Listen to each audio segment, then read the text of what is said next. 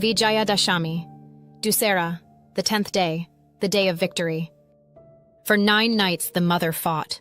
For 9 nights she battled arrogance, deceit, greed, lust, and violence. For 9 nights she struck down the forces of ignorance. And on the 10th day she triumphed. Mahishasura fell, and the heavens rejoiced. That day was named Vijayadashami, the day of victory. But that is not the only story. For Dussehra is also remembered as the day when Lord Rama defeated Ravana. Rama, who stood for Dharma, righteousness, compassion, and truth. Ravana, who despite being a scholar and devotee, fell to arrogance, lust, and ego. Their battle raged for days. The moment Ravana fell, Dharma rose again. That day, too, was Vijayadashami. 2 stories, 1 truth.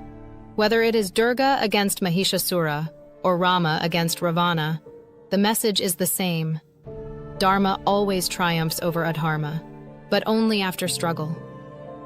Truth always triumphs over falsehood, but only after sacrifice. Light always triumphs over darkness, but only after battle. Vijayadashami is not just a holiday on the calendar. It is the eternal reminder that victory comes only through tapasya, through courage, through surrender to the divine. What do these demons really mean? Mahishasura is not just a buffalo-headed demon. He is the stubborn ego, the part of us that refuses to bow, that believes it can never be defeated. Ravana is not just a king with 10 heads. He is every human weakness multiplied. Lust, anger, greed, pride, jealousy, arrogance, and attachment. Each head is a chain that ties you down. When Rama's arrow struck, it was not just Ravana's body that fell. It was the fall of arrogance itself. When Durga's spear pierced Mahishasura, it was not just a demon that died. It was the death of ego itself. So what is Vijayadashami for you? It is not about burning effigies alone. It is not about fireworks or empty rituals. It's about burning the effigy inside you. It is about destroying the Ravana that lives in your own heart. It is about slaying the Mahishasura that rises in your own mind. For what use is celebrating the fall of Ravana outside, if Ravana still rules you within? What use is chanting the name of Durga, if ego still commands your life? Vijayadashami is a mirror. It asks you, who won inside you this year? Did Dharma triumph, or did adharma still hold you captive? That is why the rishis called it Dashami, the 10th step, the completion. After 9 nights of battle comes the victory. After 9 days of fasting comes the clarity. After 9 days of devotion comes the blessing. Vijayadashami is not a day of relaxation. It is a day of resolution. A day when you must decide, will I carry this victory forward, or will I slip back into the darkness? On this day, traditions speak of new beginnings. Farmers sharpen their tools. Students place their books before the altar. Warriors polish their weapons. Businesses open their ledgers. For Vijayadashami is the day of Shubharamb, the auspicious beginning. Why? Because when ego falls, clarity rises. When Ravana dies, Rama shines. When Mahishasura is slain, Durga smiles. And when you are free of your demons, you can begin again, pure, fearless, unshakable. But remember, this victory is not given for free. Rama did not win without exile, sacrifice, and war. Durga did not win without 9 nights of relentless battle. Victory only comes after struggle. Vijayadashami teaches you, do not run from struggle, for it is the fire that purifies you. Do not fear obstacles, for they are the demons that reveal your hidden strength. When you fight, the mother fights through you. When you stand for Dharma, Rama's arrow flies through you. And when you surrender, victory becomes inevitable.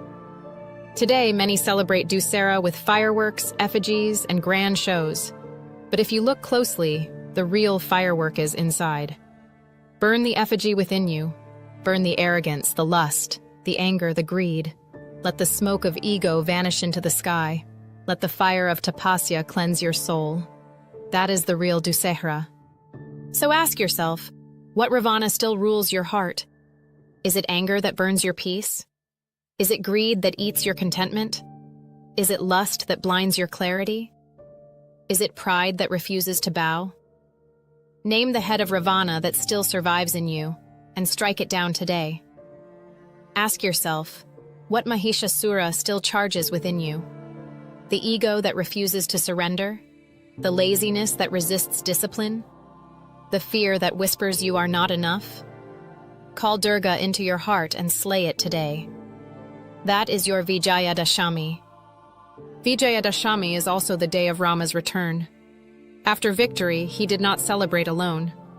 He returned to Ayodhya with Sita and Lakshmana, and the people lit lamps in every street. That became the festival of Deepavali. But remember, they lit lamps not because of comfort, but because of victory. Deepavali is only true if Vijayadashami is real. Light only has meaning if darkness is truly overcome. So today, if you wish to celebrate Dussehra, do not just watch the burning of Ravana outside. Burn him within. If you wish to honor Vijayadashami, do not just wave flags of victory. Earn your victory through discipline, devotion, and dharma. The true celebration is not in the streets, it is in your heart. And when you win within, the blessings of the Mother descend. When you conquer your Ravana, Rama walks with you. When you destroy your Mahishasura, Durga lives within you. That is the promise of Vijayadashami. That is the meaning of Dussehra. Victory will always come. Dharma will always rise. But only for those who choose the path of penance, devotion, and courage. So today, close your eyes. Call upon Durga. Call upon Rama. And whisper to yourself, my Ravana is dead. My Mahishasura is slain. Within me rises the warrior, the protector, the child of Dharma. This is my Vijayadashami. This is my victory. Dum Durgayai Nama. Jai Shri Ram. Om. Salutations to Chandika. Markandeya said. 1. Om. That which is the supreme secret in this world, affording every protection to humankind, which is not told to anyone, tell me that, O grandsire. Brahma said. 2. There is a most hidden secret, O wise one, beneficial to all beings, the holy armor of the Devi. Hear of it, O great sage.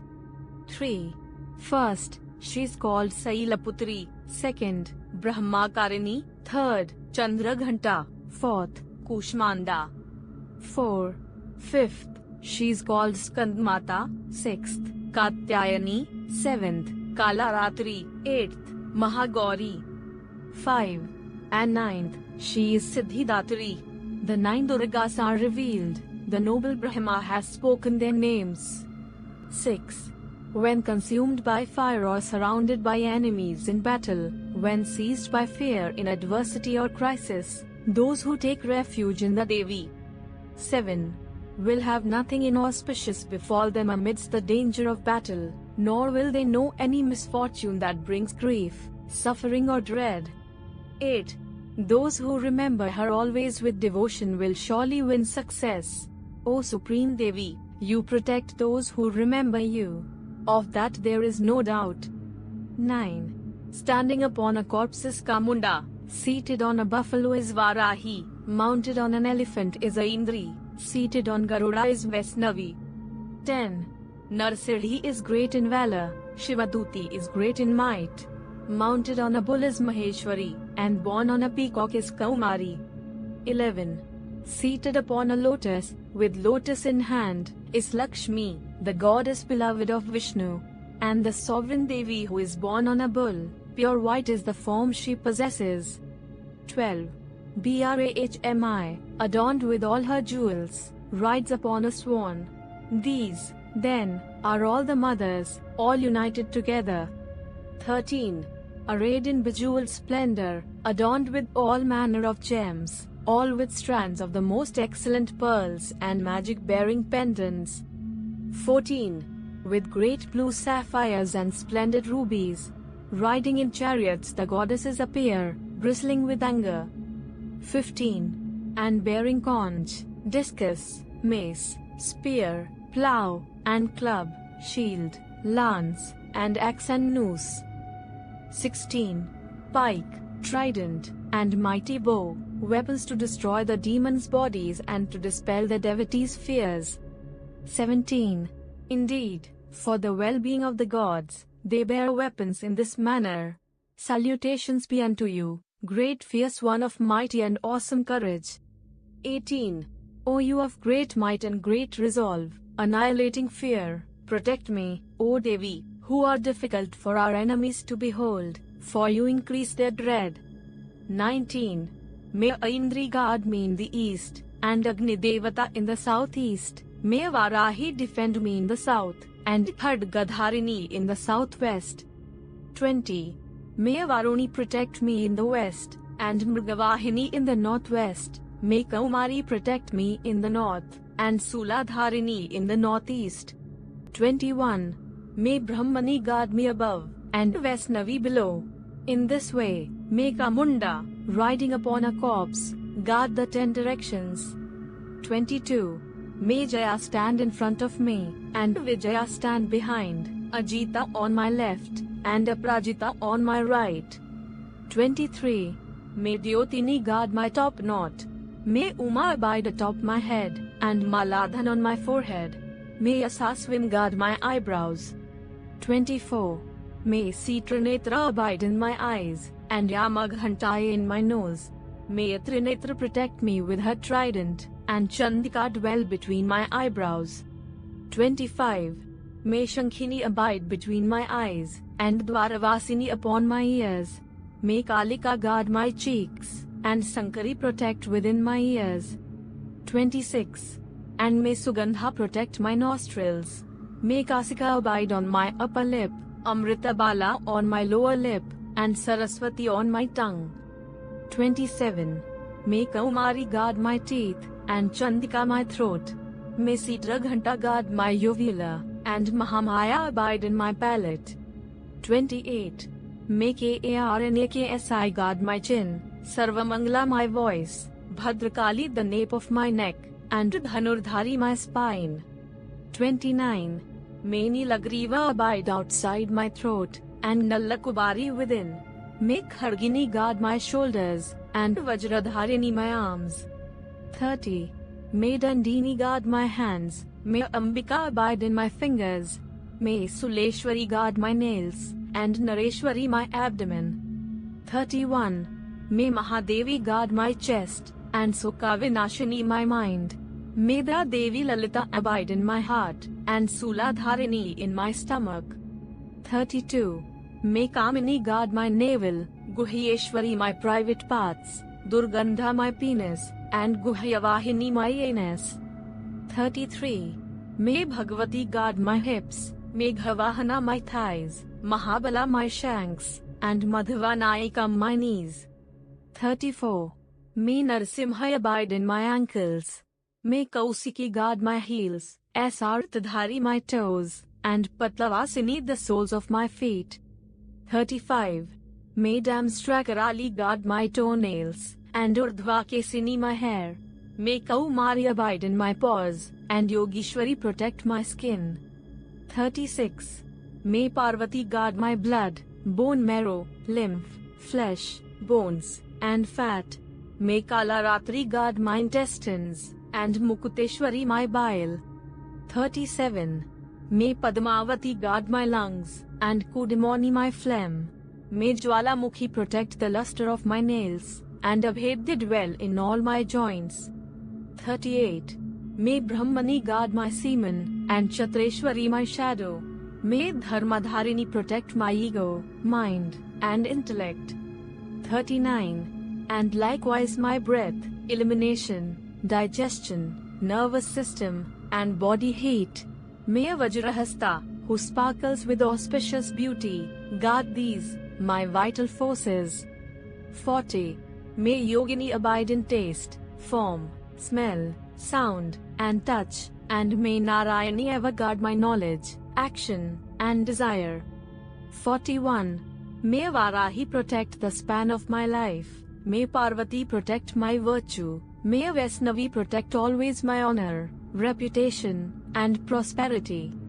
42. May Indrani guard my stable. and Ma Chandika my herds. May Mahalakshmi protect my children, and Bhairavi, my wife. 43.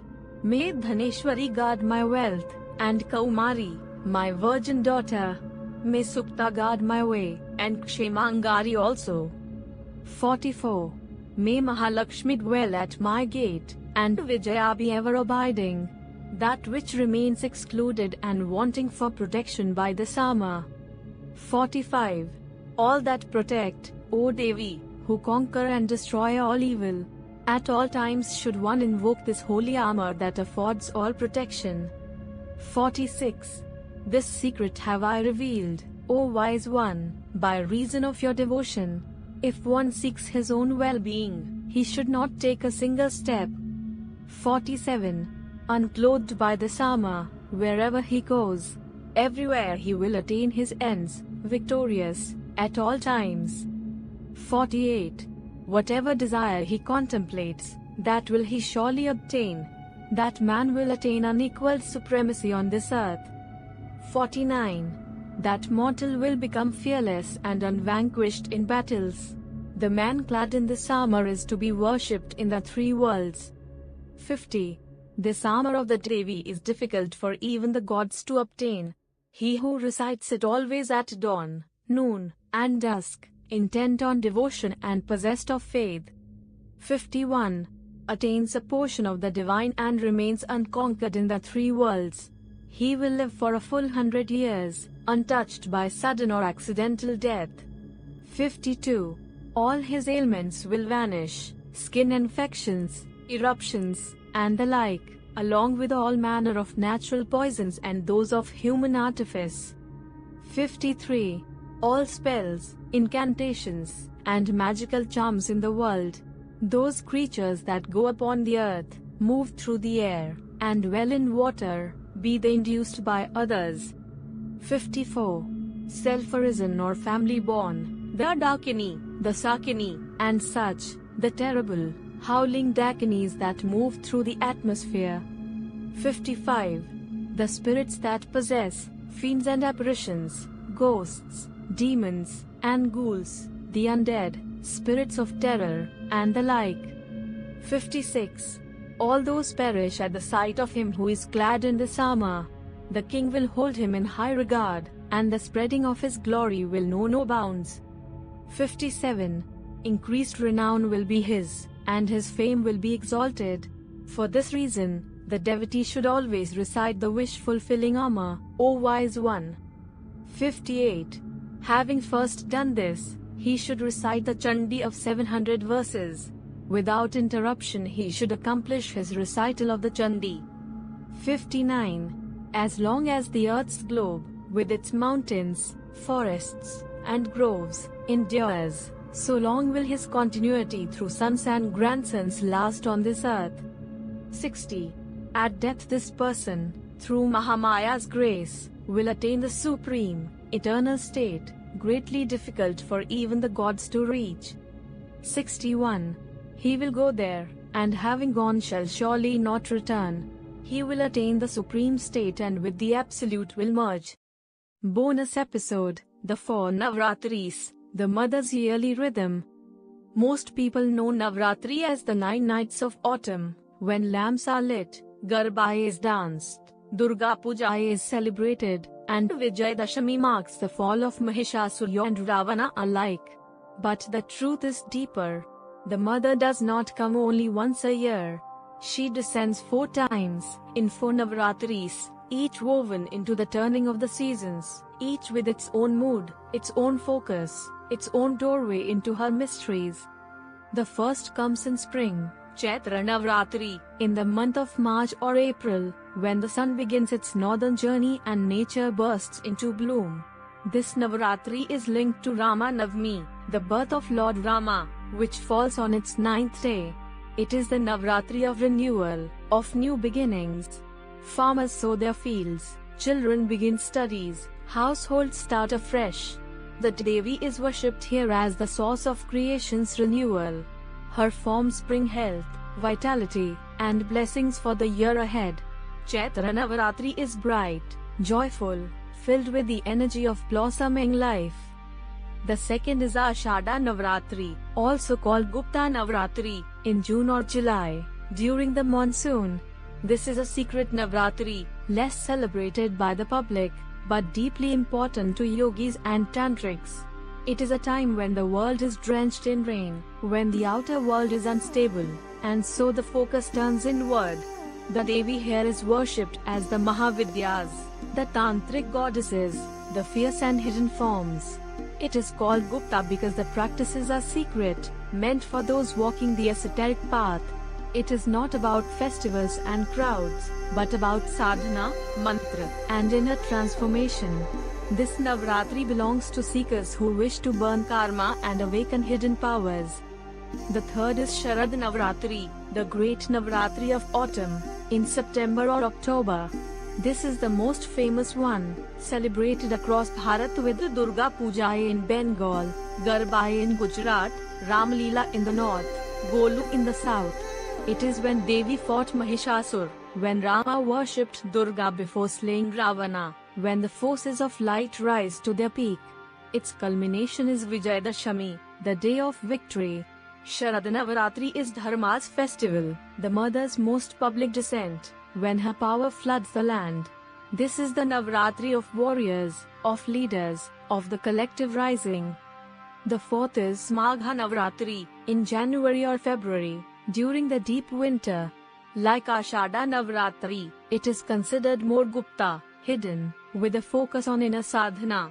The weather is cold, the nights are long, and the Devi is worshipped for spiritual strength, for the awakening of wisdom, for blessings on the yogic path. In many places, Vasant Panchami, Saraswati's day, falls close to this cycle, linking it to the worship of learning and clarity.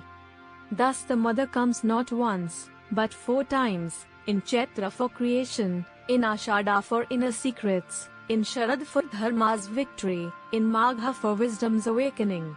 Together, they cover the whole cycle of life, birth, growth, battle, and transcendence.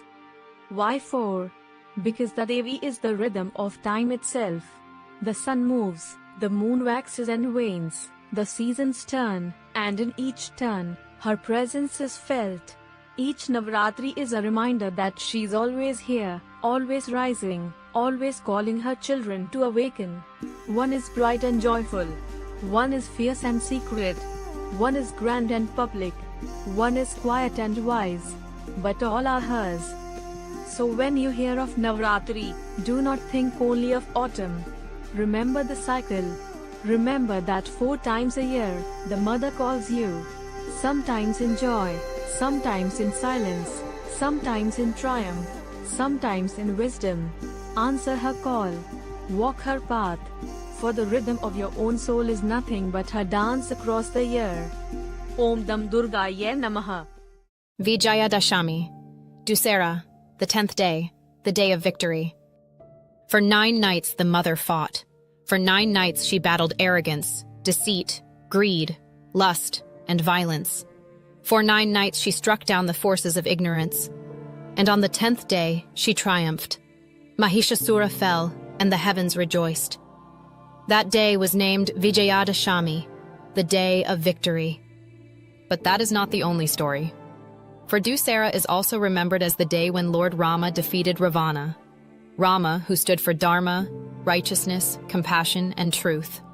Ravana, who despite being a scholar and devotee, fell to arrogance, lust, and ego. Their battle raged for days.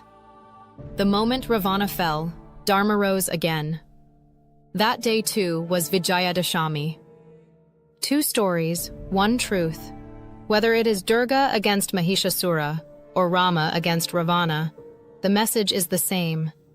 Dharma always triumphs over adharma, but only after struggle. Truth always triumphs over falsehood, but only after sacrifice. Light always triumphs over darkness, but only after battle. Vijayadashami is not just a holiday on the calendar. It is the eternal reminder that victory comes only through tapasya, through courage, through surrender to the divine. What do these demons really mean? Mahishasura is not just a buffalo-headed demon. He is the stubborn ego, the part of us that refuses to bow, that believes it can never be defeated. Ravana is not just a king with 10 heads. He is every human weakness multiplied: lust, anger, greed, pride, jealousy, arrogance, and attachment.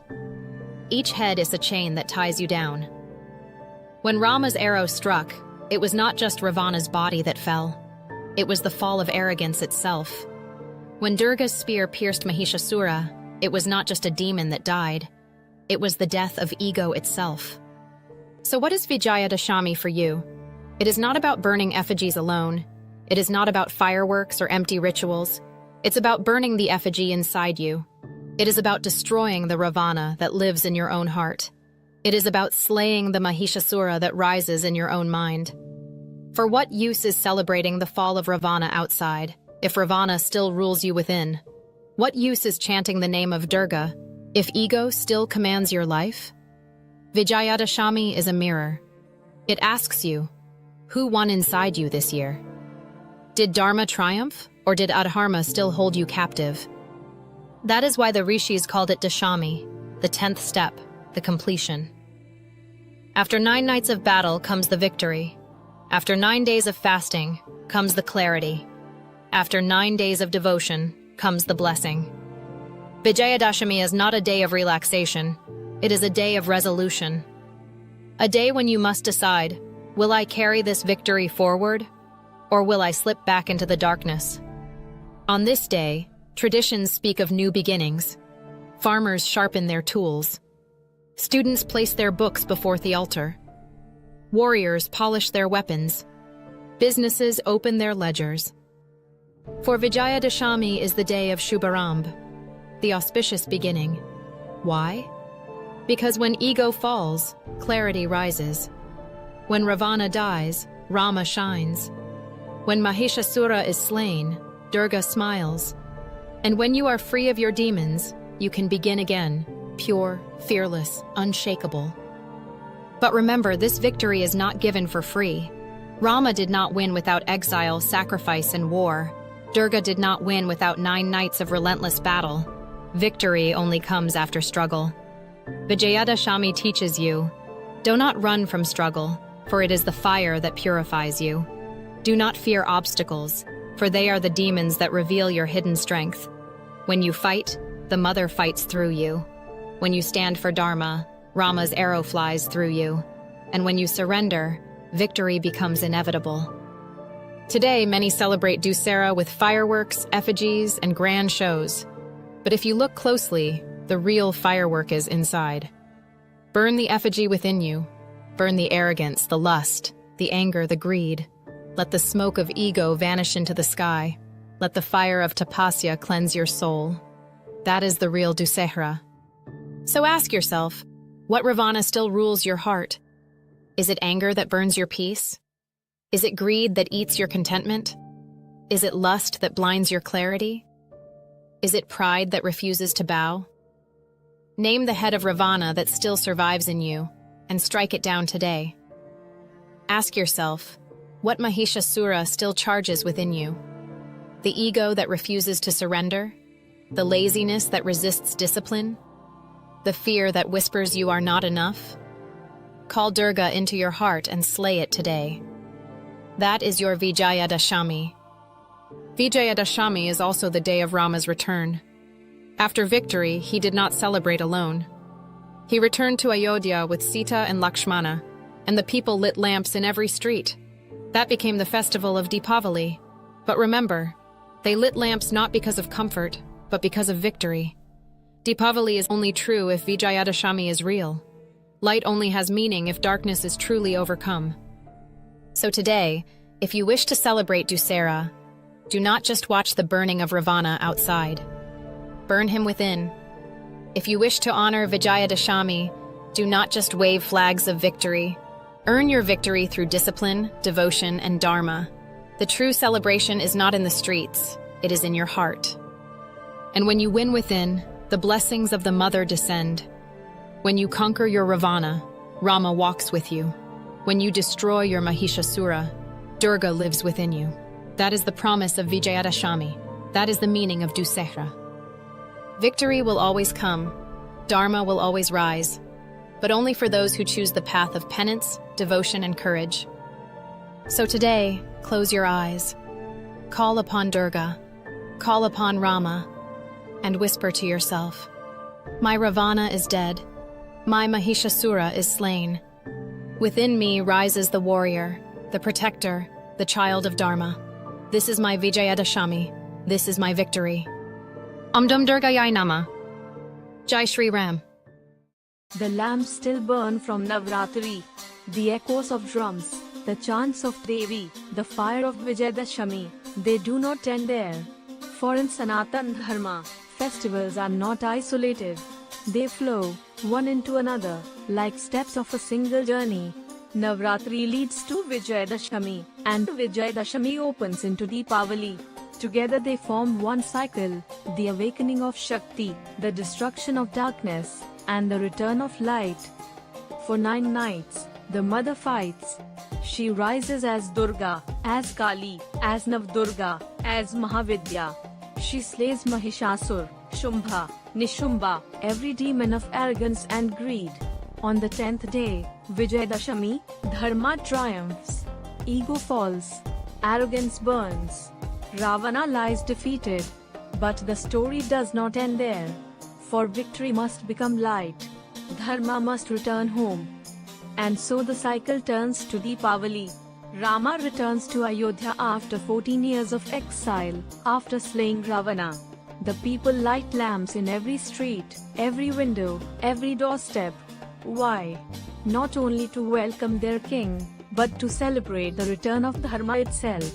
The same Dharma that Durga defended on the battlefield, Rama restores in the kingdom. Vijayadashami is the victory, Deepavali is the homecoming. In Bengal, this night is also Kaali Puja. The Dark Mother is worshipped in her most fearsome form, for in the darkest night of the year, she is the one who devours fear itself. In Gujarat, it marks the new year, the opening of ledgers, the blessing of Lakshmi. In the south, it is Naraka Chaturdashi, the slaying of Narakasura by Krishna and Satyabhama. In every land, Deepavali is light, but the path to it is always the same. First Navratri, then Vijayadashami, then Deepavali. Do you see?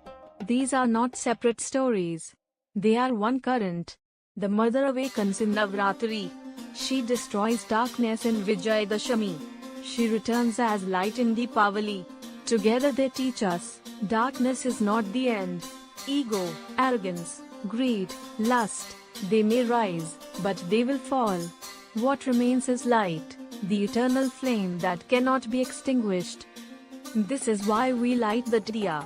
Not only to remember Rama's return, but to remember our own. The return of our soul from exile. The return of discipline after struggle.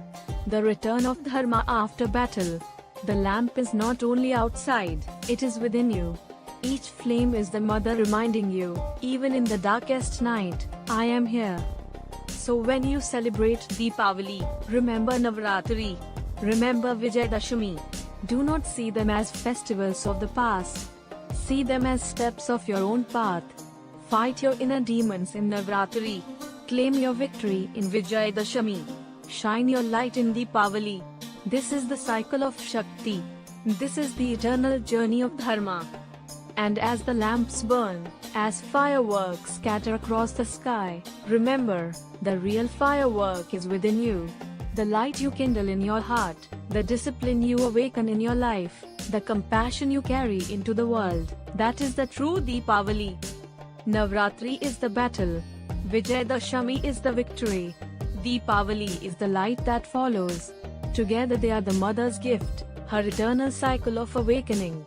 Live it, and you live in Dharma. Forget it, and you fall again into darkness. So choose the light. Choose discipline. Choose the mother. And let your life itself become a lamp, burning for Dharma, burning for truth, burning for the eternal Shakti. Om Shri Mahalakshmiye Namaha. Om Dam Durgaye Namaha. Jai Ma Kaali. Jai Shri Ram. Navratri is not only fasting and prayer. The true power of Navratri, and indeed, The worship of the Divine Mother in all her forms lies in sound. For the universe itself is sound. In the beginning was the vibration, and from it all things emerged. The rishis captured these sounds, the sacred syllables, the bija mantras, the living seeds of Shakti. To chant them is to call the goddess into your heart, to awaken her presence in your breath. Tonight, let us walk through the mantras of the Durga, the 9 forms of Devi worshipped during Navratri, and then the mantras of the 10 Mahavidya, the 10 wisdom goddesses. As we travel, remember, each name is not just a word. Each mantra is not just a chant. It is a key, a door, a flame. It opens you to her presence. It burns away your obstacles. It transforms you. Cherry blossom emoji, the Durga mantras. On the first night comes Shailputri, the daughter of the mountains. Her mantra is Om Devi Shailaputrai Namaha. To chant this is to become steady like the Himalayas. It grounds you, strengthens your body, brings stability to life. She blesses you with health, courage, and the patience to begin any journey. The second night brings Brahmacharini, the one walking the path of penance. Her mantra is Om Devi Brahmacharinyai Namaha. This chant awakens tapasya. It burns laziness, awakens discipline, and strengthens determination. Those who seek focus in study, meditation, or sadhana gain her blessings. The third night shines with Chandraghanta, the fierce warrior adorned with the crescent moon. Her mantra is Om Devi Chandraghantayai Namaha. Her mantra destroys fear. It brings peace in the midst of chaos. It awakens inner courage, strength in the face of adversity, and protection from enemies. The fourth night glows with Kushmanda, the one whose smile birthed the universe.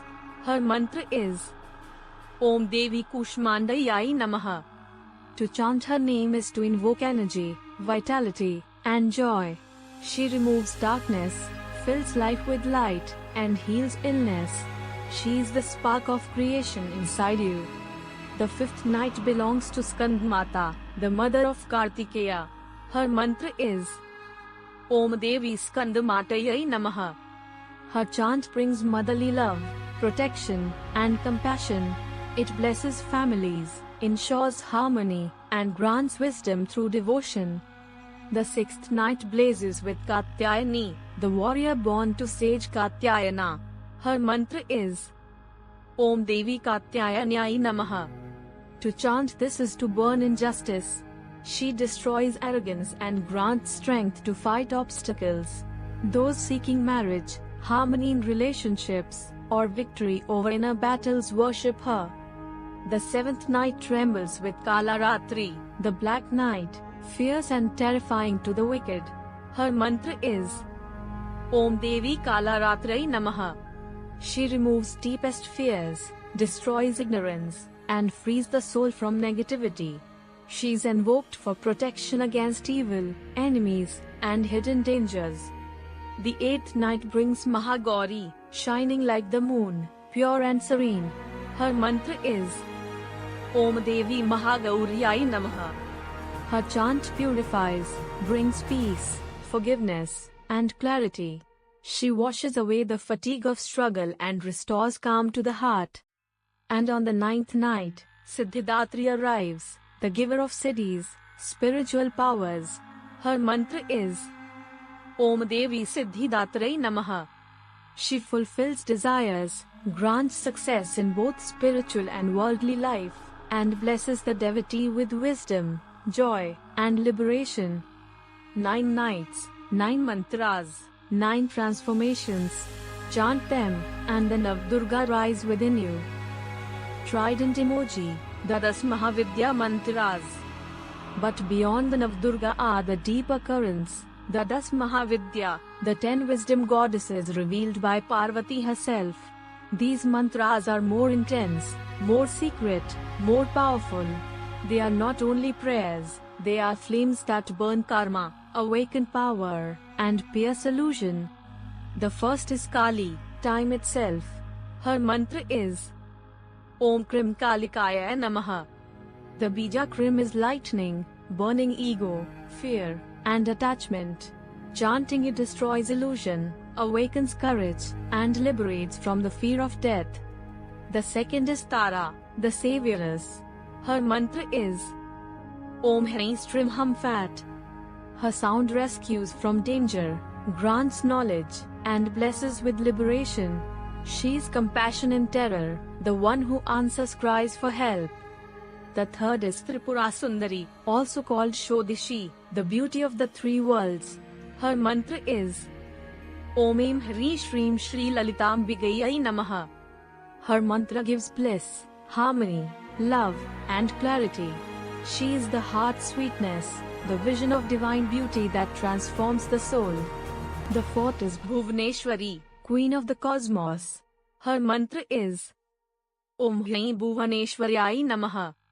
Her chant expands the mind into vastness, removes limitation, and blesses the devotee with wisdom, influence, and serenity. The fifth is Bhairavi, blazing red as fire. Her mantra is Om Hri Bhairavyai Namaha.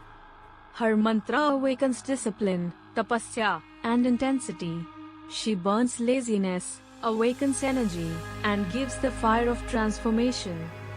The sixth is Chinnamasta, the self-decapitated one. Her mantra is Om Hri Chinnamastayai Namaha. Her chant cuts the ego, severs pride, and transforms sexual energy into spiritual force. She's shocking but liberating, showing that sacrifice births renewal. The seventh is Dhumavati, the widow goddess, shrouded in smoke. Her mantra is Om Dhum Dhum Dhumavati Swaha. Her sound teaches detachment, reveals truth through disappointment, and blesses with liberation from illusion. She gives wisdom of emptiness, which is fullness. The eighth is Baglamukhi, the paralyzer. Her mantra is Om Halim Bagala Mukhiyai Namaha. She silences falsehood, paralyzes enemies, and gives victory in debate, conflict, and confusion.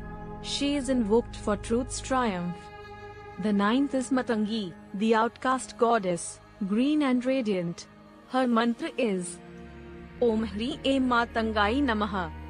She is Tantric Saraswati, giving mastery over art, speech, music, and expression. She blesses with eloquence and divine inspiration. And the 10th is Kamla, golden goddess of abundance. Her mantra is Om Shrim Kamlaye Namaha. She is Tantric Lakshmi, bringing prosperity, fertility, and harmony. But her blessings flow only with the Dharma, reminding us that wealth without virtue is bondage. 10 wisdom goddesses, 10 mantras, 10 flames of transformation. Together they burn karma, awaken hidden power, and open the soul to liberation. Sparkles emoji, the benefits of chanting. To chant the Durga mantras is to rise step by step, grounding yourself, disciplining your life, awakening courage, joy, compassion, righteous strength, fearlessness, purity, and fulfillment. It is the journey of the human becoming divine. To chant their Mahavidya mantras is to leap into fire. They strip illusions, test courage, burn desires, and awaken the hidden forces of the soul. They give knowledge, wealth, strength, clarity, liberation, but only to those who approach with devotion and discipline. Both paths lead to the same mother.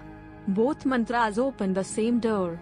Whether you choose the 9 gentle forms of Navdurga or the 10 fierce faces of Mahavidya, the destination is one, the awakening of Shakti within you. Closing. So in this Navratri and beyond, chant. Chant with faith, chant with devotion, chant with surrender. Not mechanically, but with heart. Not as noise, but as offering. Let the mantras rise from your breath like incense rising to the sky. For every syllable is her body. Every sound is her presence. And when you chant, she awakens, not in the temple, not in the sky, but in you. Om Dam Durgaya Namaha. Om Krim Kalikaya Namaha. Om Hri Klim Chamundaye Viche. Jai Mata Di. Jai Mahavidya. Jai Shakti. For many, Navratri has become about loud music, late-night dancing, and endless parties. But is this what Mata Durga created Navratri for? Navratri means 9 nights. 9 nights where the mother fights. Not outside, but inside us. Each night represents a battle against ego, greed, anger, lust, and fear. When Mata fought Mahishasura, she was not just killing a demon. She was showing us how to destroy the demons within. Navratri is not a festival of noise, it is a festival of silence, penance, and awakening. True devotion is not found in Daru and DJ lights. It is found in fasting, prayer, meditation, and Siva. Mataji does not want your intoxication, she wants your discipline. She does not want your noise, she wants your surrender. This Navratri, ask yourself, will you dance drunk in distraction, or will you rise in devotion and awaken the Shakti within you? For 9 nights the mother calls her children to battle. Yet what do we see today? We see lights flashing, speakers roaring, crowds gathering, dancing without pause. We see bottles raised high in the name of celebration, and we dare to call it devotion. But devotion does not grow in intoxication. Devotion grows only in discipline. Ask yourself, can loud music awaken the silence of the soul? Can Daru call down the goddess who is pure consciousness itself? No. The louder the distraction, the quieter the presence of the mother becomes. There is nothing wrong with dancing. There is nothing wrong with celebration. But the question is, what are you celebrating? Are you celebrating the fall of ego, anger, and greed? Or are you celebrating the temporary thrill of forgetting yourself? The Garba of devotion is sacred when it is danced in surrender, when every step is a mantra, when every movement is an offering. But the Garba of intoxication is empty, for it remembers not the mother, but only the body. So what does Mataji actually want? She does not look for parties in your honor. She does not crave noise in her name. She asks for something far greater, your devotion, your seva, your penance. She asks that you feed the hungry, not your pride. That you lift the weak, not your bottle. That you fast to master yourself, not to boast before others. She asks that your words become pure, your thoughts become clear, your actions become dharmic. This is what she wants. Nothing more, nothing less. And there are youth today who understand this. While some drown themselves in endless nights of noise, there are others who choose silence. They wake before dawn and chant her mantras. They sit in meditation while their friends run to parties. They give up one meal a day so that someone else may eat. They transform their Navratri from party to penance, from distraction to devotion. And the mother smiles on them. The question is, which path will you walk? Will you walk the path of noise, or will you walk the path of power? Remember this, Navratri is not entertainment. Navratri is war. Mata killed Mahishasur, but who will kill your ego? Who will destroy your anger? Who will burn away your greed? If you call her, she will give you her strength. But the battle you must fight yourself. This is your war. The mother does not descend to make you comfortable. She descends to make you courageous. She does not come to pamper her children into weakness. She comes to awaken her warriors. Warrior children of Ma are not drunk, lazy, or lost. They are disciplined, sharp, unyielding. They rise in society as leaders, protectors, rulers. They do not bend before fear. They do not run from duty. They live and die for Dharma. That is what she wants from her children. That is what she wants from you. Think of the future. If her children continue to treat Navratri as a festival of distraction, what future will Dharma have? But if her children rise in tapasya, if they walk her path of penance, then Dharma will live again in strength. The world is waiting for warriors of light, for sons and daughters of Durga who will carry her fire into tomorrow. She is waiting for you. So this Navratri, do not just sing her name. Become her strength. Do not just light a lamp outside. Light the fire inside. Do not just look at her idol. Become her warrior. For the mother is not far away. She is within you. If you call her with purity, she will come. If you fight with courage, she will fight through you. This is the future of Dharma. This is the call of Navratri. The choice is yours. Will you drown in noise, or will you awaken the Shakti within? Om Dam Durgaya Namaha. Navratri is not only the story of a battle, it is also the story of 9 faces, 9 forms, 9 streams of the same infinite mother. She does not come to us in one single way, for no single form could contain her. She is gentle, she is fierce, she is a mother, she is a warrior. She nourishes, and she destroys. She creates, and she liberates. Each night of Navratri is dedicated to one of these forms. Together they are called the Navdurga, the 9 Durga forms. Each form has her own story, her own mantra, her own power, and her own teaching for your soul. The first night belongs to Shailputri, the daughter of the mountains. She is Parvati, born to Himavan, the king of the Himalayas. Before this birth, she was Sati, who had immolated herself in the fire of sacrifice when her husband Shiva was insulted. But she was born again, as the daughter of the mountains, steadfast and pure. In her hand she holds the trident. On her head shines the crescent moon. She rides the bull Nandi, symbol of dharma and strength. Her mantra is Om Devi Shailaputrai Namaha. She teaches you that the path begins with grounding. Like the mountains, you must become steady, unshakable, rooted in truth. Without foundation, no penance can last. Shailputri awakens the first step of discipline. The second night is Brahmacharini. She is the one who walks the path of penance. Barefoot, dressed in white, holding a Rudraksh mala in one hand and a Kamandalu in the other, she is the very picture of tapasya. She meditated for thousands of years to win Shiva as her lord. She represents austerity, devotion, the fire of focus. Her mantra is Om Devi Brahmacharinyai Namaha. To invoke her is to invoke determination. She reminds you that without penance, there is no awakening. Without discipline, there is no Shakti. She is the fire in silence, the power of a vow kept without break. On the third night comes Chandraghanta. She is fierce, adorned with the crescent moon that shines like a bell on her forehead. Mounted on a lion, she carries weapons in her 10 hands. Yet her beauty radiates peace. Chandraghanta is the one who removes fear, who protects her devotees from harm. Her mantra is Om Devi Chandraghantayai Namaha. She teaches you courage, that devotion is not weakness, but strength. The bell of her crescent moon rings through the darkness and destroys negativity. She calls you to walk fearlessly, to face your demons without trembling. The fourth night belongs to Kushmanda, the creator of the cosmic egg. When there was only darkness, she smiled. From her smile came the light that filled the universe. She holds 8 weapons and a rosary of beads, seated on a lion, glowing with energy.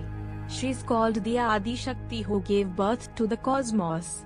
Her mantra is Om Devi Kushmandayai Namaha. She teaches you the power of joy. That creation begins with lightness, with inner radiance. Even in darkness, one smile can create a world. In your practice, she awakens energy, vitality, and creativity. On the 5th night appears Skandmata, the mother of Skanda, also called Kartikeya, the commander of the celestial armies. She carries her child in her lap, riding upon a lion. Her 4 arms hold lotuses, and her 5th cradles her son. Her mantra is Om Devi Skandamatayai Namaha. She is the goddess of compassion, the one who blesses her devotees with love and protection. She shows you that true strength is not in domination, but in nurturing. She awakens the mother within you, the ability to care, to protect, to guide others on the path of dharma. The 6th night belongs to Katyayani. Born as the daughter of sage Katyayana, she is the warrior form of Durga. Golden in complexion, with 4 hands, riding a lion, she is the one who destroyed the demon Mahishasur. Her mantra is Om Devi Katyayanyai Namaha. She represents divine wrath against injustice. She is Shakti in her warrior aspect. To invoke her is to awaken righteous anger, not the anger of ego, but the fire that burns away oppression and adharma. She teaches you that sometimes dharma requires battle, that sometimes peace is only born after struggle. The 7th night brings Kalaratri. She is dark as night, her hair loose, her eyes burning like fire. She rides a donkey, carries a sword and a deadly iron hook, and blesses with a fearless hand. To the wicked she is terrifying, but to her devotees she is kind and protective. Her mantra is Om Devi Kalaratrai Namaha. She is the death of darkness, the end of illusion. She teaches you that you must face the shadow, enter the night, and confront your deepest fears. Only then does true light emerge. She is the destroyer of arrogance and ignorance. On the 8th night comes Mahagauri. She is radiant white, pure, and gentle. Seated on a bull, holding a trident and a drum, she shines like the moonlight. Her mantra is Om Devi Mahagauriyai Namaha. She represents purity, peace, and forgiveness. She is the reward of the long journey. After the darkness of Kalaratri comes the calm of Mahagauri. She teaches you that penance leads to purification, that discipline leads to peace, that after struggle comes clarity. She is the grace that descends when the soul has been cleansed. And on the 9th night, Siddhidatri appears. She is the giver of siddhis, the spiritual powers, the one who grants success in both material and spiritual paths. She sits on a lotus, surrounded by devas, rishis, and yogis who worship her. Her mantra is Om Devi Siddhidatrai Namaha. She is the fulfillment, the completion. She teaches you that devotion leads to perfection, that surrender brings blessings, that the mother gives everything to those who give themselves fully to her. She is the conclusion of Navratri, the proof that the one who walks the path of penance emerges victorious, radiant, and blessed. These are the 9 forms of Durga, the Navdurga. Each night is not only a ritual, but a step of transformation. Shalputri grounds you. Brahmacharini gives you discipline. Chandraghanta gives you courage. Kushmanda gives you energy. Skandamata gives you compassion. Katyayani gives you righteous strength. Kalaratri destroys your ignorance. Mahagauri purifies you. Siddhidatri fulfills you. Together they take you from darkness to light, from ignorance to wisdom, from weakness to power. So when you chant their names, do not chant mechanically. When you fast, do not fast to impress others. When you celebrate, do not celebrate in noise. Celebrate in silence, in awareness, in transformation. Each night, call the Devi not only into the temple, but into your heart. Walk her path, live her lesson, and let her awaken within you. For the 9 nights are not outside. The 9 nights are within. The Navdurga are not far away. They are waiting to rise inside you. And when they rise, no demon can stand before you. Om Dam Durgaye Namaha.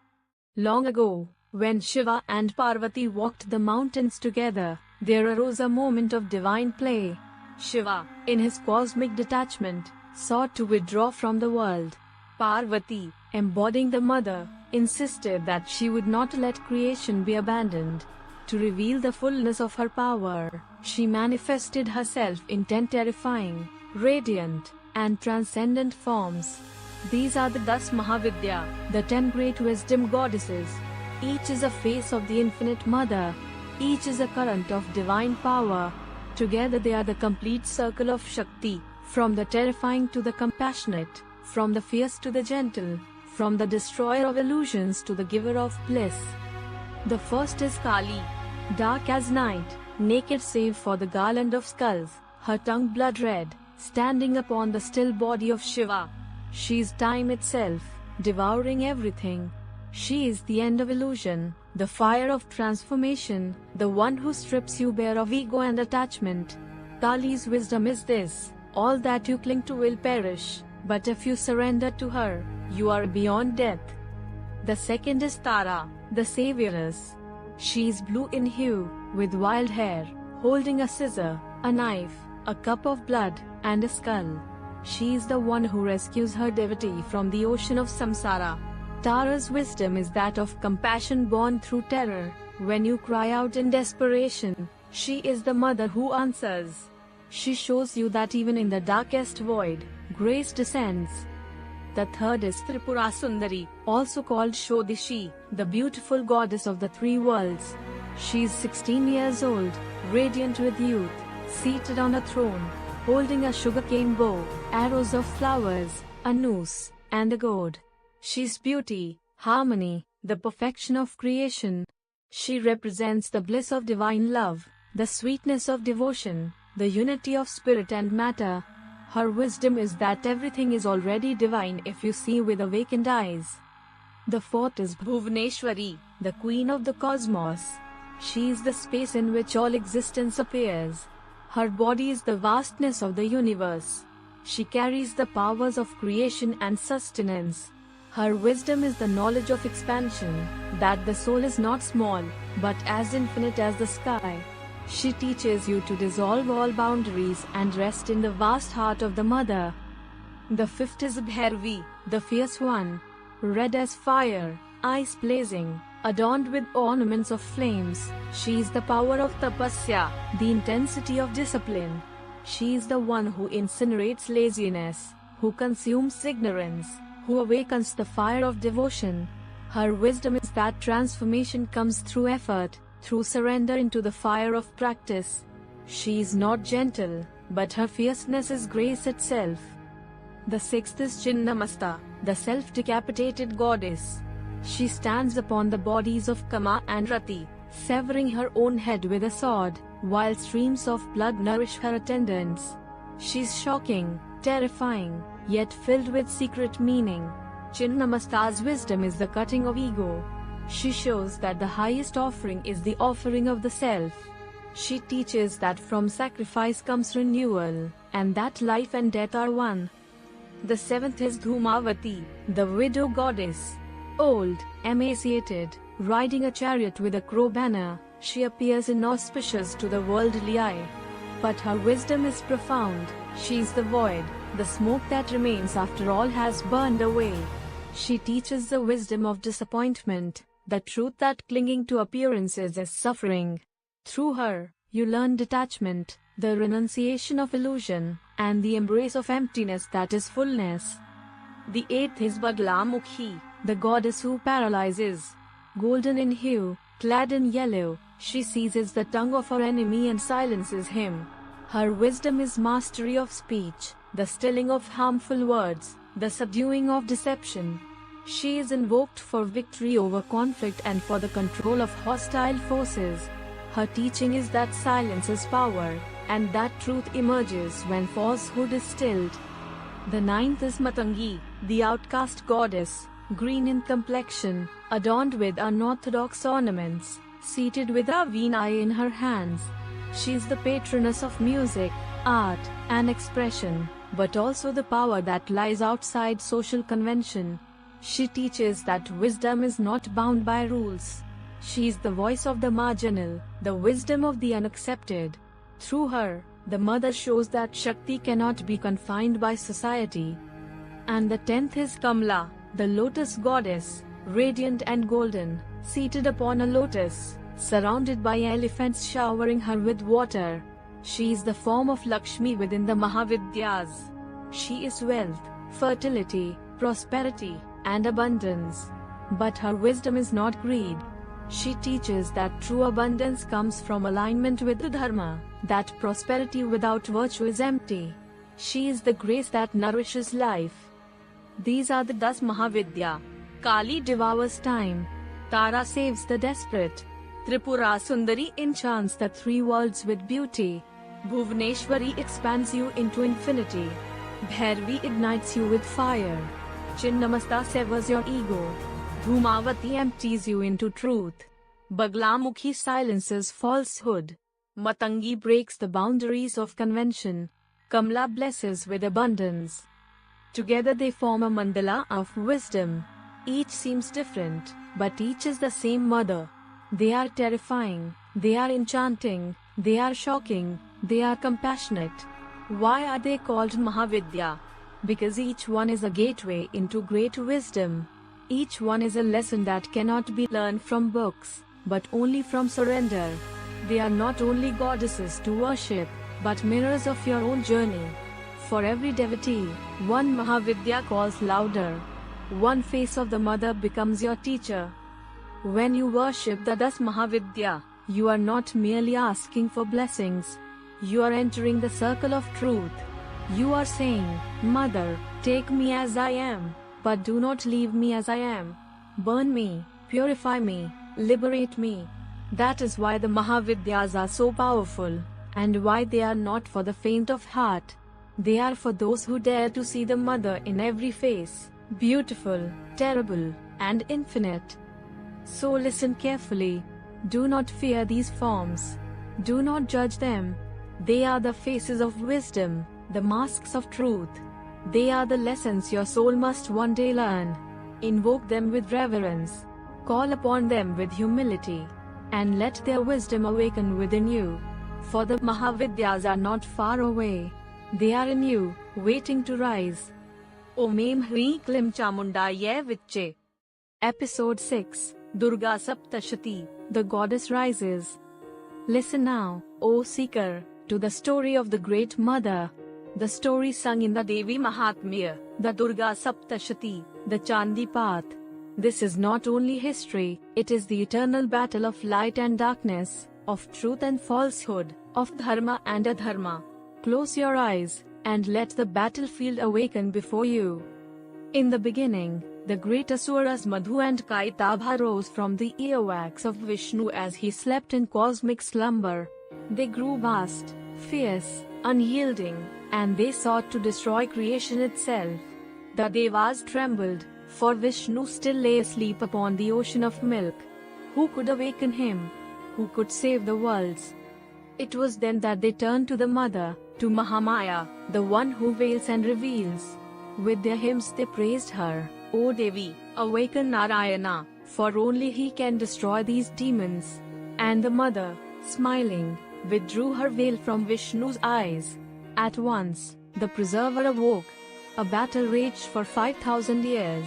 But still, Madhu and Kaitabha laughed. Finally, intoxicated with their own pride, they offered Vishnu a boon: choose the place of our death. Vishnu smiled, and with the strength of the mother within him, he slew them upon his thigh. The first victory of Devi had come. Time passed, and another Asur rose, Mahishasur, the buffalo demon. He was given a boon that no man could defeat him. Strong as mountains, savage as storms, he conquered the 3 worlds. The Devas were cast down, their heavens stolen, their voices silenced. In despair, they gathered. From their fury, their energy, their light, the Devi was born. Her body shone with the brilliance of 1,000 suns.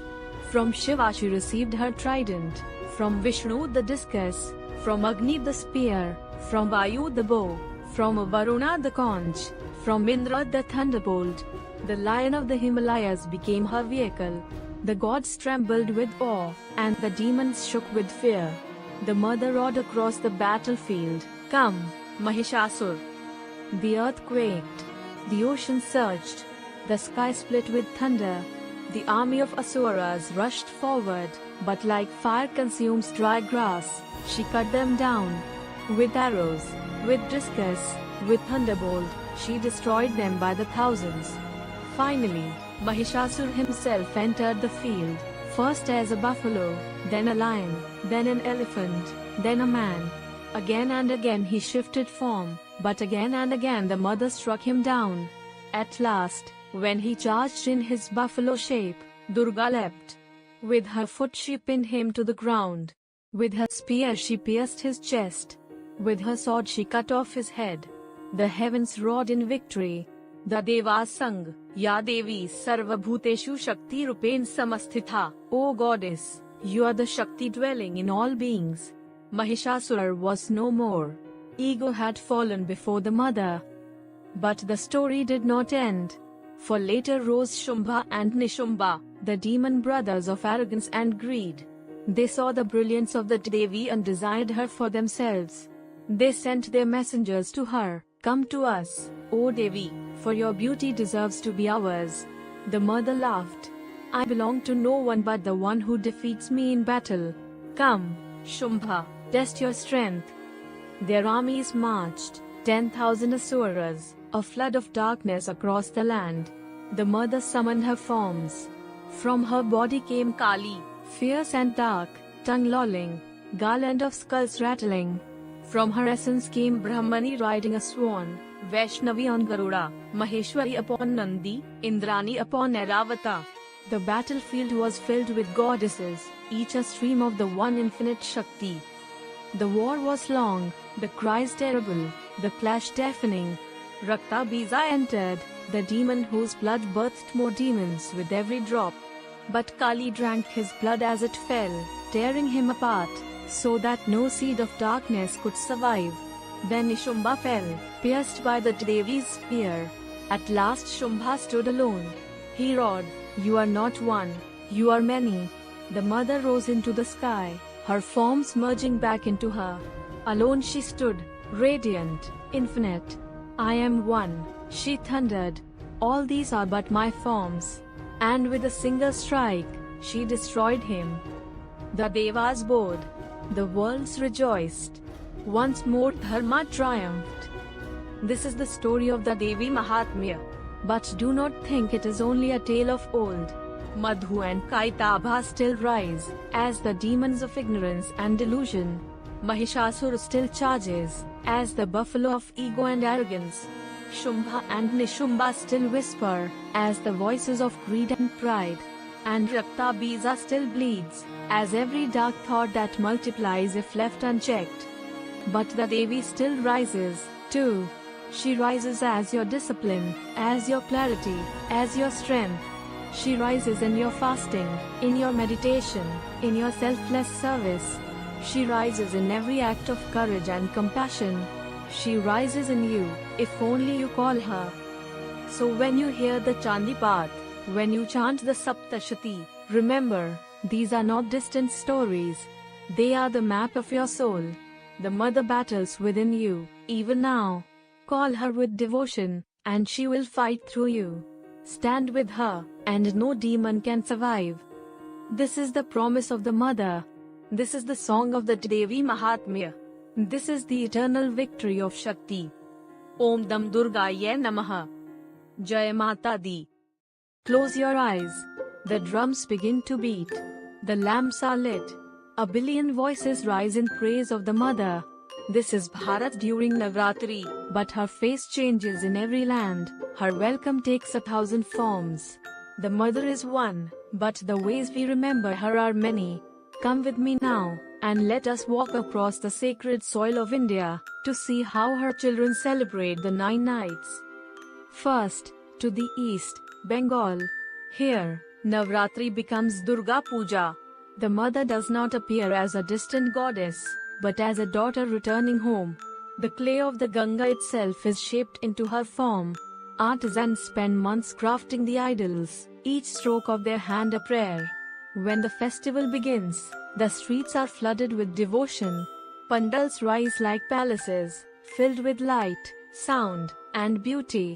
The mother stands, fierce yet smiling, with her children, Lakshmi, Saraswati, Ganesha, and Kartikeya. She slays Mahishasura not only as a warrior, but as a mother protecting her family.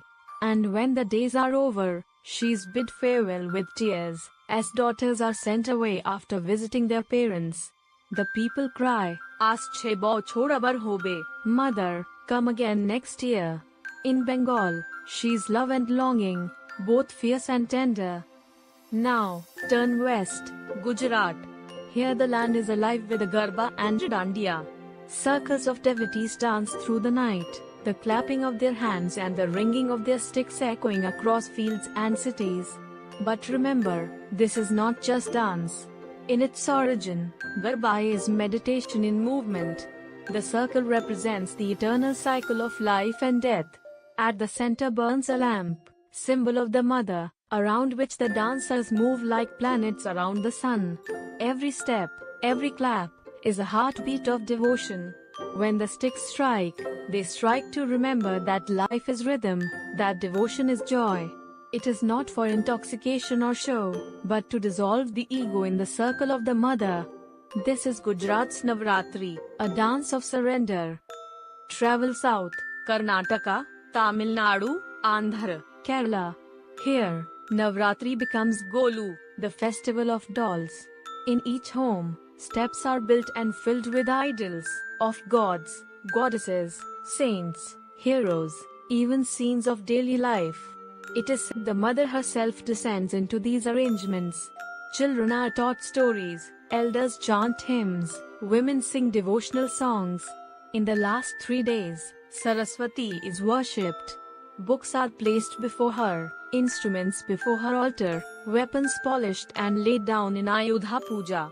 On Vijayadashami, children take part in Vidyarambham, their first writing of letters, guided by a teacher's hand, beginning their journey of learning under Saraswati's gaze.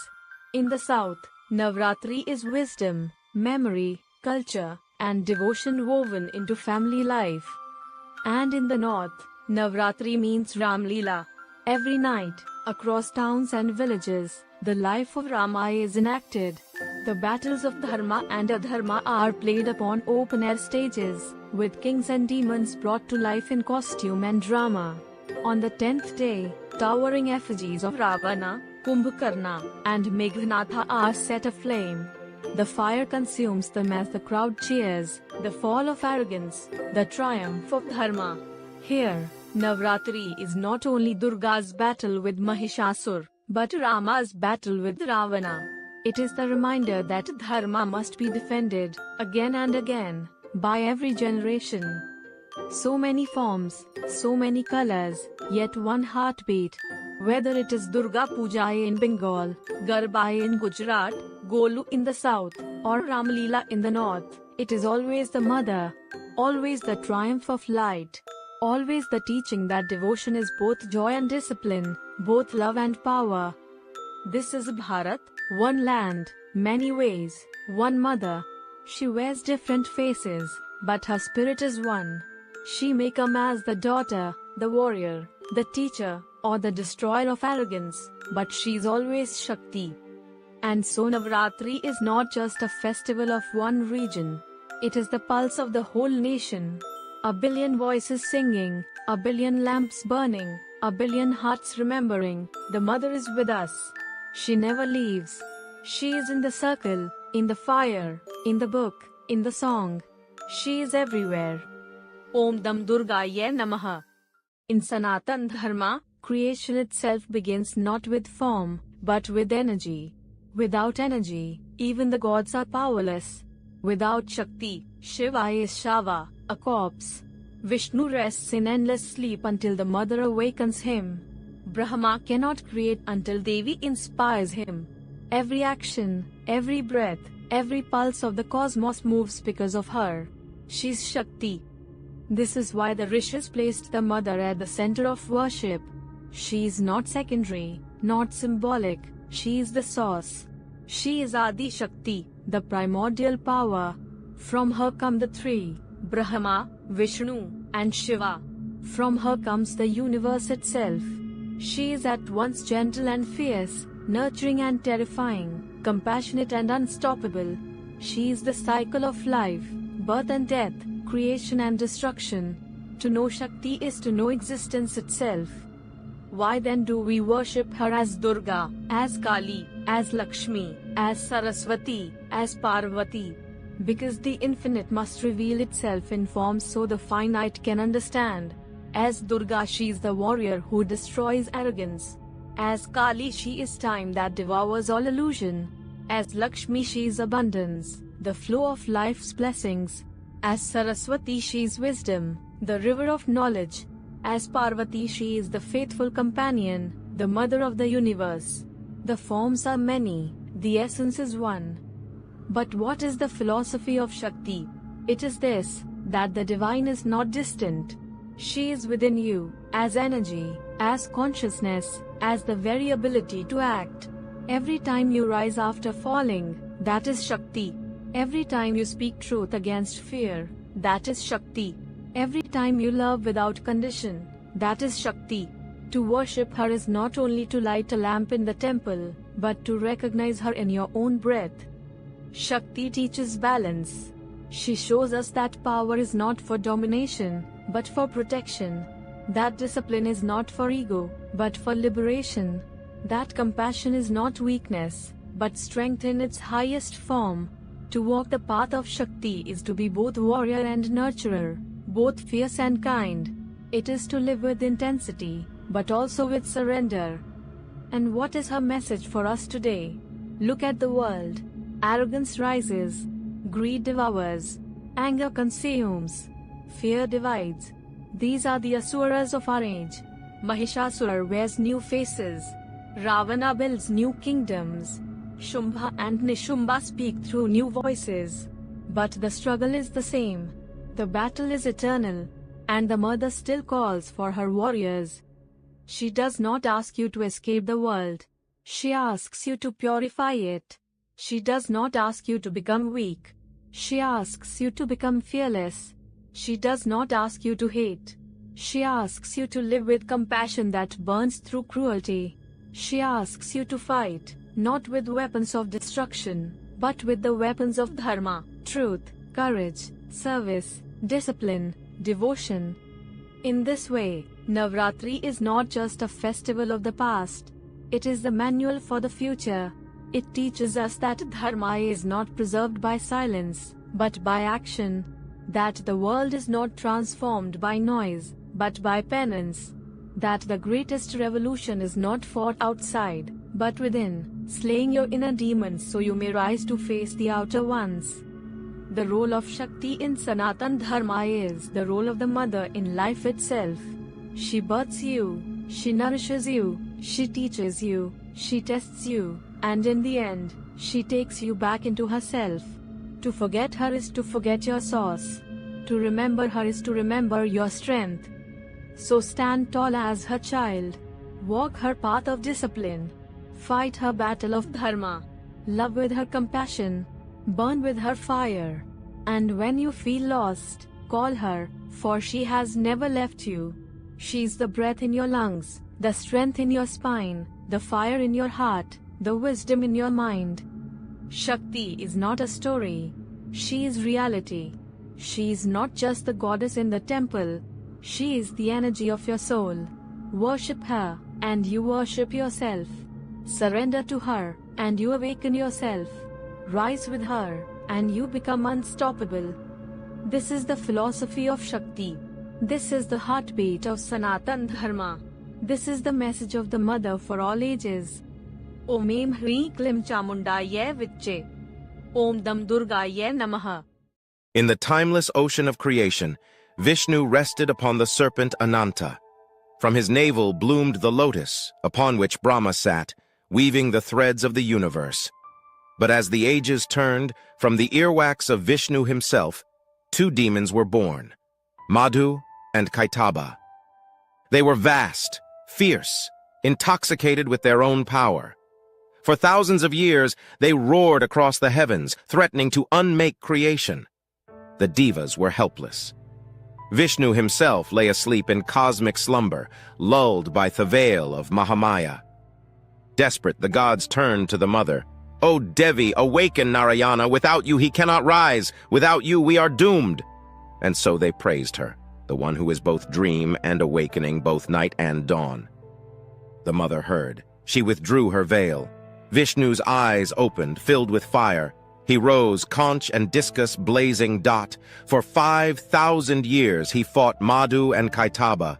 The sea of milk churned with their struggle, yet the asura sloughed, invincible, unyielding. Finally, swollen with arrogance, they offered Vishnu a boon. "Choose where we may die." Vishnu smiled, for the mother's strength was with him. "Then die upon my thigh," he said. In that moment, with a single strike, he destroyed them both. The ocean grew silent. Creation was saved. But remember, Madhu and Kaitaba are not only demons of the past, they are the darkness of ignorance, the stubbornness of delusion. When you drown in sleep, when you forget who you are, they rise within you. Only the Devi can awaken you. Only her grace can bring the clarity of Vishnu. That is the wisdom of this battle. The Devas were defeated. Mahishasura, the buffalo demon, had conquered heaven. No man could defeat him, for such was the boon he had received. The Devas wandered the earth, broken, powerless, humiliated. Their cries reached the highest peaks. From their anger, their pain, their fury, light burst forth. The fires of Brahma, Vishnu, Shiva, and all the gods merged into one. From that union of radiance, she appeared, the Devi. Her face shone like 1,000 suns. From Shiva she received her trident, from Vishnu his discus, from Varuna his conch, from Agni his spear, from Vayu his bow. Upon a lion she rode, the sound of her roar shaking the 3 worlds. Mahishasura's armies trembled. Yet they charged. The battlefield erupted.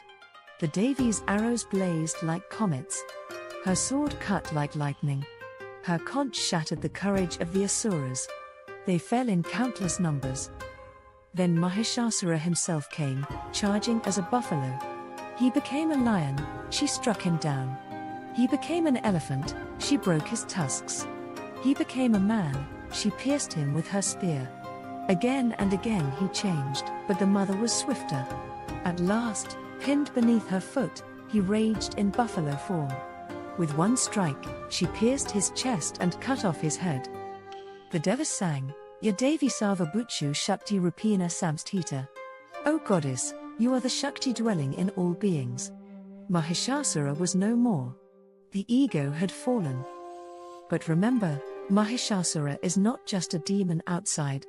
He is the stubborn ego inside you, shifting forms, resisting surrender.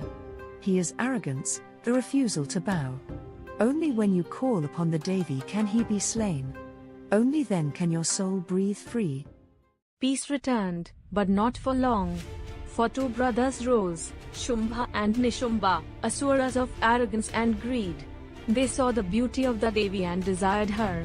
She shall be ours, they said. Messengers went to her, Come willingly, O Devi, for Shumbha and Nishumbha deserve you. The mother laughed. I belong to none but the one who defeats me in battle. Let your lords come and test their strength. Enraged, they sent their armies. The earth trembled under the march of 10,000 asuras. The sky darkened. The Devi smiled and summoned her forms. From her body emerged Kaali, dark as night, tongue red, garland of skulls clattering. From her essence came Brahmani on a swan, Vaishnavi on Garuda, Maheshwari on Nandi, Indrani on Airavata. The battlefield blazed with goddesses, each a stream of her power. The battle was fierce. Rakta Bija came forth, the demon whose blood, when spilled, birthed more demons. Each drop became an army. The Devas despaired. But Kaali laughed. She drank his blood as it fell, devouring him whole, leaving no seed of darkness behind. Then Nishumbha fell, pierced by the spear of the Devi. Shumbha raged. You are not one. You are many. The mother rose into the sky, her forms merging back into her. Alone she stood, radiant and infinite. I am one. All these are but my forms. Now face me. With thunder in her arms, she struck him down. Shumbha fell. The brothers were no more. Arrogance and greed had perished before the one mother. The Devas bowed, singing hymns of victory. Once again, Dharma was restored. But remember, Shumbha and Nishumbha are not only demons of story. They are the hunger of pride and the thirst of greed inside you. Rakta Bija is every thought of negativity that multiplies when indulged. And the Devi? She is the discipline that drinks it dry, the clarity that strikes it down, the unity that dissolves all illusion. The mother stands within you still. Call her.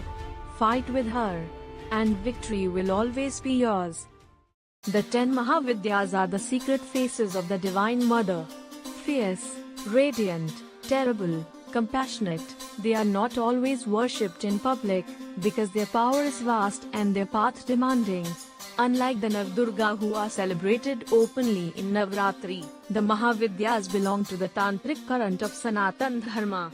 They are called Gupta Vidyas, hidden wisdoms, because their worship often happens at night, in solitude, and at very specific times of the year. The most sacred time for their worship is Gupta Navratri, the 2 secret Navratris that fall in Magha, Jan-February, and Ashada, June to July. While Sharad and Chaitra Navratri are celebrated with music, dance, and public festivals, the Gupta Navratris are for inner sadhana, tapasya, and tantric rituals. During these periods, devotees invoke the Mahavidyas, Kaali, Tara, Shodeshi, Bhuvneshwari, Bhairavi, Chinnamasta, Dhumavati, Baglamukhi, Matangi, and Kamla, to burn karma, awaken hidden powers, and pierce illusion. But they are not confined to only these times. Some are specially worshipped on other holy nights. Kaali is worshipped on Kaali Puja, Deepavali night in Bengal, and also on every new moon, Amavasya, especially Kala Ratri Amavasya.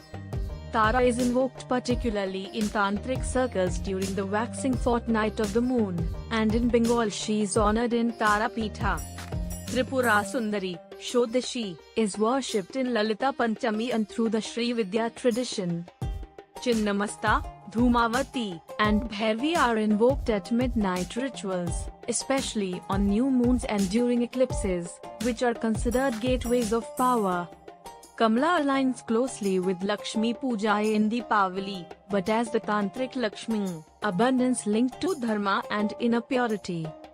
Baglamukhi is invoked during times of conflict or when silencing falsehood is required, especially on Guru Puchaya Amrit Yoga days.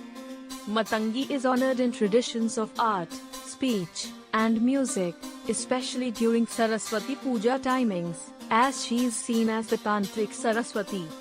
In general, Amavasya, new moon nights, are considered the most potent for Mahavidya sadhana, because Devi's hidden forms awaken in the stillness of the dark night. Gupta Navratris give a longer cycle of 9 days, where each Mahavidya may be invoked in sequence. So to answer directly, the Mahavidyas are most intensely worshipped during Magha Gupta Navratri and Ashada Gupta Navratri. They are also invoked on Amavasya nights, Deepavali, Kali Puja, eclipses, and certain tantric yogas. Unlike Navdurga, their worship is not meant for everyone. It is traditionally reserved for those walking the deeper path of Tantra with guidance. Their message, however, is universal. Each one is a wisdom, a lesson, a doorway into truth. Whether you chant their mantras daily, meditate upon their stories, or simply bow to them with reverence, the Mahavidyas are always near, fierce mothers, waiting for their children to grow strong enough to face them. Om Aim Hri Klim Chamundaya Vicche.